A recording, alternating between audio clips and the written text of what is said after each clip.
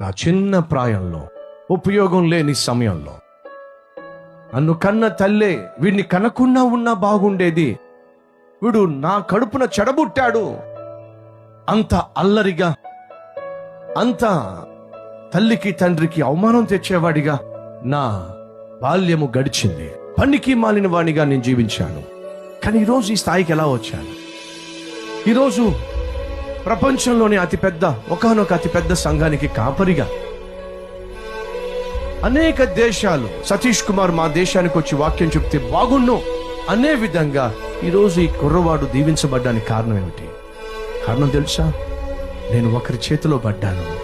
ఆయన చేతిలో మహిమ ఉంది, ఆయన చేతిలో ఆశీర్వాదం ఉంది, ఆయన చేతిలో అభివృద్ధి ఉంది, ఆయన చేతిలో అద్భుతమైన దీవెన ఉంది. ఆ చేయి నీ కొరకు నా కొరకు సిలువలో గాయపరచబడిన చెయ్యి, అది యేసయ్య హస్తం. ఆ యేసయ్య హస్తంలో నేను పడ్డాను కాబట్టి ఈరోజు నా జీవితం ఎలా ఉంది? 5 రొట్టెలు 2 చేపలు యేసయ్య చేతిలో పడ్డాయి, అద్భుతంగా దీవించబడినాయి. అలా దీవించబడినప్పుడు పెద్ద సమస్యే అద్భుతంగా తీర్చబడింది. ఆ సమస్య సమసిపోయింది. నీ జీవితంలో ఏ సమస్య ఉన్నా సరే, నీవు కలిగి ఉన్న నీ జీవితాన్ని యేసయ్య చేతికి అప్పగిస్తే నా దేవుడు ఎంత పెద్ద సమస్యనైనా సమసిపోయే విధంగా నా ప్రభువు చేయగలడు.